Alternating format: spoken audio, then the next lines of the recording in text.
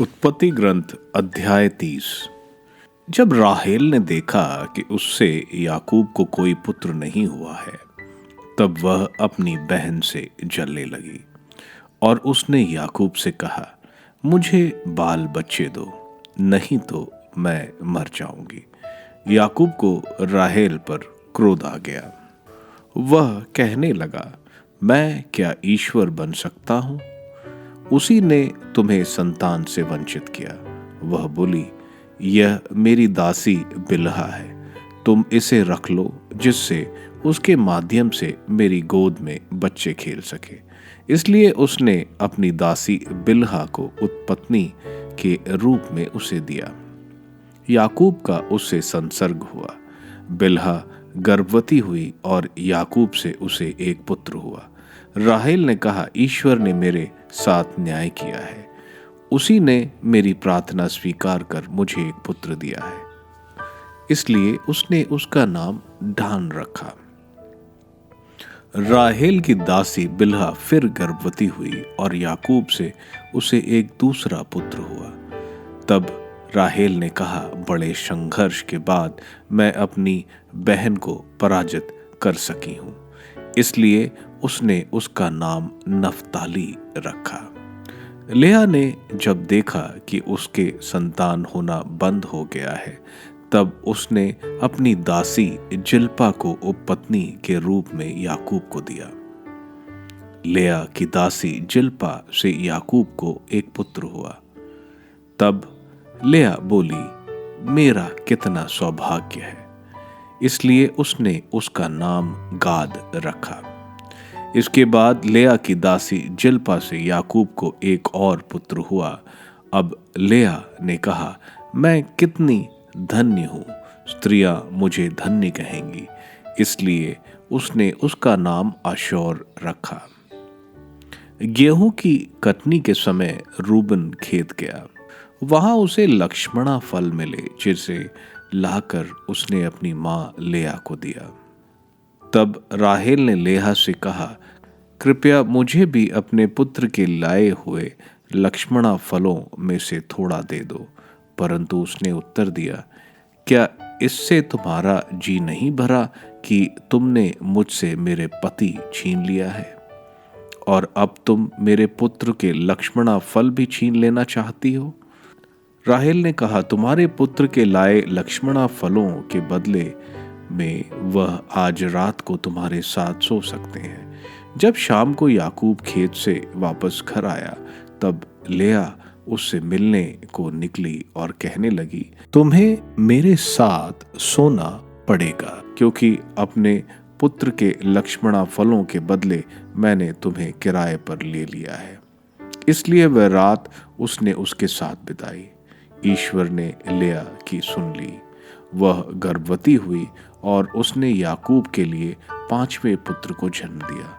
लेआ बोली, मैंने अपने पति को अपनी दासी दे दी थी, इसलिए ईश्वर ने मुझे यह पुरस्कार दिया है। इसलिए उसने उसका नाम इसकार रखा। लेआ फिर गर्भवती हुई और उससे याकूब का 6वां पुत्र उत्पन्न हुआ।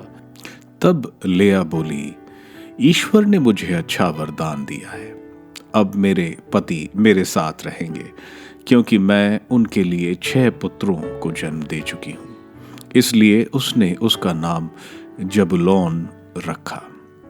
बाद में उसने एक पुत्री को भी जन्म दिया और उसका नाम दीना रखा। तब ईश्वर को राहेल का ध्यान आया। ईश्वर ने उसकी विनती स्वीकार की और उसको संतान उत्पन्न करने की शक्ति दी। वह गर्भवती हुई और उसने एक पुत्र को जन्म दिया। वह बोली, ईश्वर ने मेरा कलंक दूर कर दिया है। और यह कहते हुए कि प्रभु मुझे एक और पुत्र दे, उसने उसका नाम यूसुफ रखा। याकूब की धन प्राप्ति। जब राहेल यूसुफ को जन्म दे चुकी, तब याकूब ने लाबान से कहा, मुझे विदा कीजिए, जिससे मैं अपने घर, अपनी जन्मभूमि लौट जाऊं। मुझे मेरी पत्नियों और संतानें भी दीजिए, जिनके लिए मैंने आपकी सेवा की है।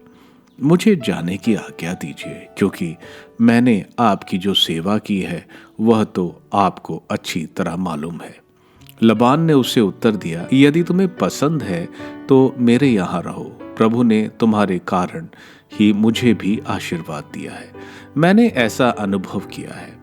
आगे उसने कहा, तुम अपनी जो मजदूरी बतलाओ, मैं तुम्हें दे दूंगा। याकूब ने उसको उत्तर दिया, मैंने आपकी जो सेवा की है और आपका पशुधन मेरे रहते किस प्रकार बढ़ गया, वह आप स्वयं जानते हैं। मेरे आने से पहले आपके पास जो थोड़ा सा था वह बढ़कर आज कितना अधिक हो गया है, और जहां भी मैं जाता रहा वहां प्रभु ने आपको आशीर्वाद दिया है। लेकिन अब मैं अपनी घर गृहस्थी के लिए कब काम करूंगा?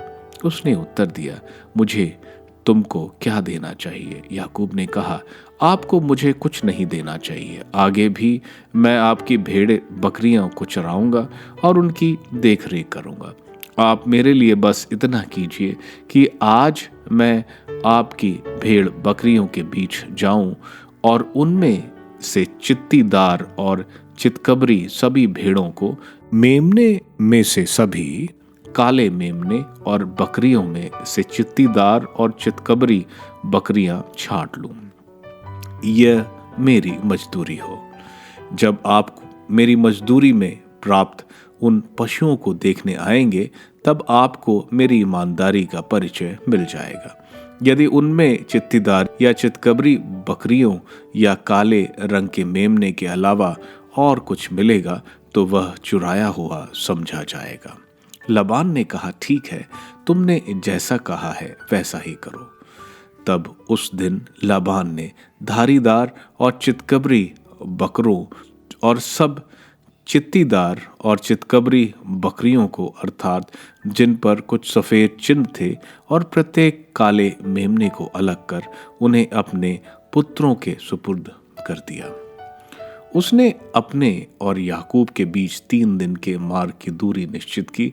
याकूब लबान की शेष भेड़ बकरियों को चराने लगा।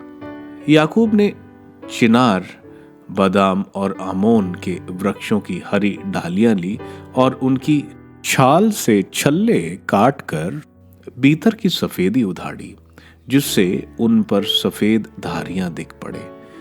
उसने इस प्रकार छिली हुई लकड़ियां पानी की नादों और नालियों में पशुओं के सामने वहां रख दी, जहां वे पानी पीने आते थे। जब मादा पशु वहां पानी पीने आते थे तो वह गाभिन हो जाते और फिर धारीदार चित्तीदार चितकबरे बच्चे पैदा करते थे।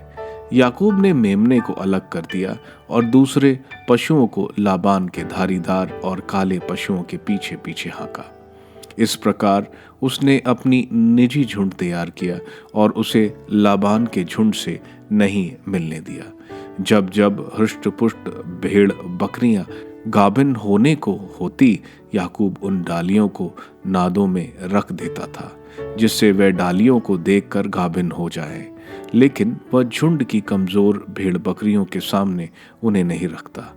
इस तरह लाबान को कमजोर और याकूब को हृष्ट-पुष्ट पशु मिल जाते थे। इससे वह बहुत अधिक धनी हो गया। उसके पास बहुत सी भेड़ बकरियां, दास दासियां, ऊंट और गधे हो गए।